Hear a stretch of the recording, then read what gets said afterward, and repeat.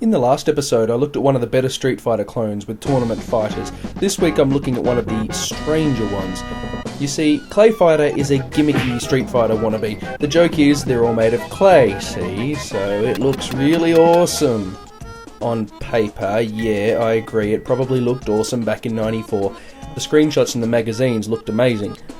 Unfortunately, the effect isn't quite so appealing in the actual game since the frame rate is so low that the clay might as well be rock. Still, there's a game in there somewhere, isn't there? Well, yeah, but it doesn't have the polish that Street Fighter or even Ninja Turtles has. The characters feel really floaty and sort of inaccurate. I also found the game strangely simplistic and easy after Tournament Fighters last week. I suppose this was aiming at a younger crowd. The graphics are pretty nice, but some of the presentations just really pov. Look at the font they use, for example. It just kind of looks really cheap. But it's not without some merit. There's lots of strange and amusing characters like Blue Suede Goo, the Elvis impersonator, or Ichabod Clay, a reference to Sleepy Hollow. It's thanks to this craziness and weirdness that the game is still a moderate amount of fun to play. It's fine for a touch of novelty, but there's no way this has the longevity of a Street Fighter. It's nowhere near as good.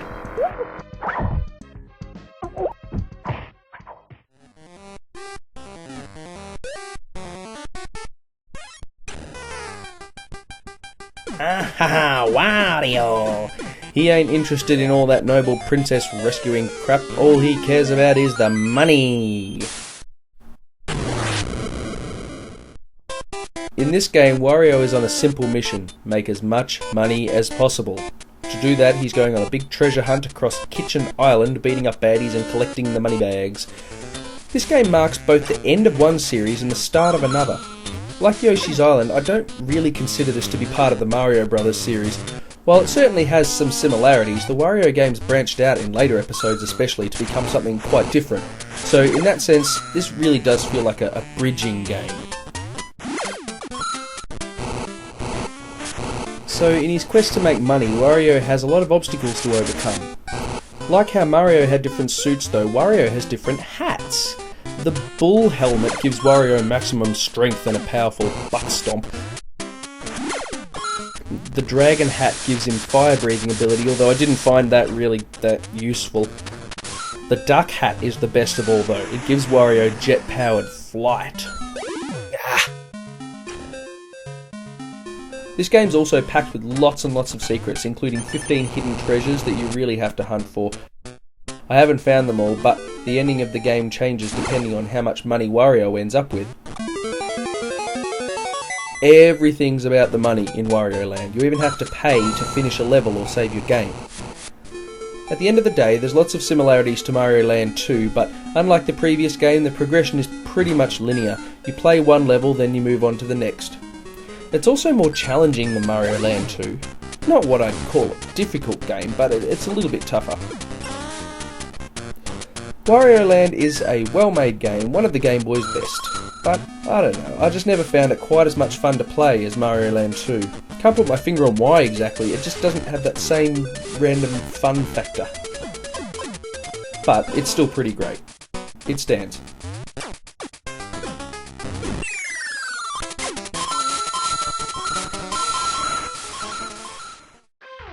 At last, in early 1994, Super Mega Man was released. It took a long time for the Blue Bomber to finally upgrade to 16 bits, and there were a few unexpected changes in the transition. For one, this is a completely different story to the original series. You play as a robot called X, who looks similar to the Mega Man of old, but is clearly a new and taller model. It's set hundreds of years after the original series as well, with all the familiar characters nowhere to be seen. Ah, but there is a link. Oh, hi. No, not that link. X was created by Dr. Light, the creator of Mega Man. Dr. Light is now, of course, dead, but he's left capsules carelessly lying around the place for X to find and use to upgrade his armour. It's a clever little twist, and one that's continued to expand throughout the sequels, but the link between the two series has still never been fully explained. For example, what happened to Mega Man? Why did Dr. Light have to build X instead? Did Zero destroy the original model? And how did Dr. Wily die? Did Dr. Wily die? I wonder if Capcom ever intends on answering these questions, or if it'll just live on in the minds of the fans and their fan fiction. The first Mega Man X game actually takes place a long time after X was discovered by scientist Dr. Kane. Since then, his design has been replicated to create a whole new race of robots called Reploids, and poor old X is starting to feel a bit obsolete. His friend Zero gives him words of encouragement, but no matter how much X wants to help, he just doesn't feel strong enough. The X series is a lot more focused on plot than the originals. Right off the bat, we have a reluctant hero who wants to prove himself. Zero is the one who's supposed to be the hero, but we all know that X will be the ultimate champion by the game's end. Anyway, Mega Man X. He plays similarly to the Mega Man of old, only a bit higher from the ground. He has the ability to cling to walls, which is no small thing. Every level has sections where X has to scale walls and use this feature to his advantage. X is also more expandable than Mega Man. He can upgrade his health by collecting heart tanks, and with the help of Dr. Light's holographic ghost, he can buff himself up. Also, during some levels, X comes across some big metal walkers which he can jump into to cause some mayhem. Yeah, that's really cool. But the basic flow of the game hasn't changed much since the 8-bit days. There's 8 bosses to choose from, and each one will give X a new weapon which will exploit another boss's weakness. Instead of Something Man though, the bosses in Mega Man X are all animals.